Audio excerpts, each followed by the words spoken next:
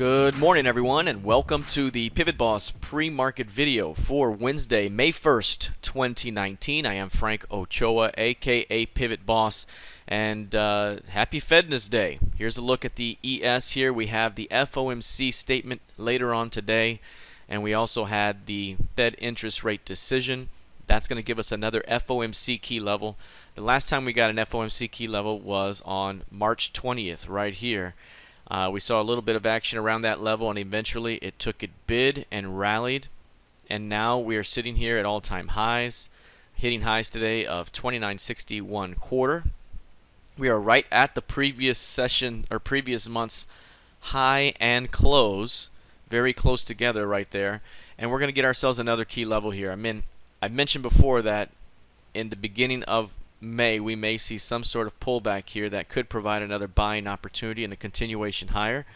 However, we are at the edge of this range here, so if there's any failure to hold 2900 here on this pullback, that could easily open up more weakness back toward the previous month's low price, and it could bring prices all the way back to the FOMC key level from March. So we could form one here and theoretically drop all the way back. However, we will take it as it comes because this market has been very bullish.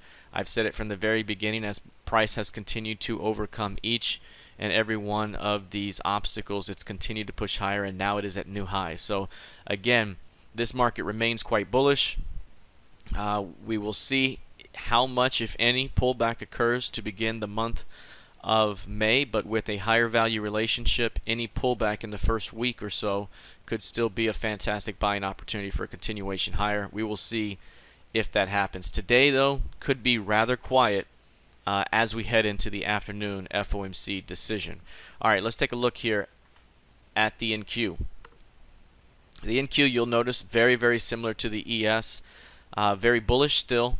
You'll also see that price is sitting right here near the previous month's high and close. Anytime those two are very close, there's typically a rejection that occurs early on that could bring price again back to the previous month's midpoint and the pivot range. That could provide a nice bounce opportunity by the end of the month. Any failure to hold the midpoint here would suggest a return back to the previous month's lows, about 74.30. But again, this market's been very bullish. We have not seen more than a couple of days of pullback in a row before it's kind of turned around and gone higher. This is probably one of the bigger pullbacks that we've seen all year, and that was basically a 5-day pullback right there. This one began the month of March with that pullback, very similar to what I'm talking about here, pulling back to the midpoint and then launching into the end of the month. We will see if we get that type of behavior again. All right, let's take a look now at crude oil.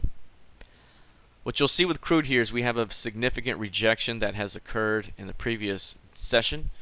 Price rallied by the end of the day quite a bit lower. And what you'll notice here, especially if you look at an intraday chart or perhaps a 60-minute hourly chart, is the 65 level has some significant rejection there. There's a clear LVN as well in the profile. Previous highs here, it dropped below and it's now making it resistance. So usually I would say that this rejection may offer a midpoint retest and go, but that 65 looks so significant that I would say that waiting for 65s and watching for rejection if you're bearish would be the best way to go. Overall, this market also remains quite bullish, and so far, we could still see more upside towards 68 to 70.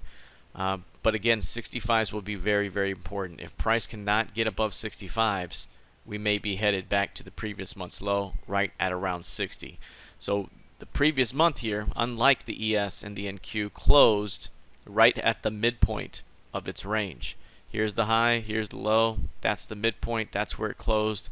And as such, you get a very, very narrow pivot range for the month.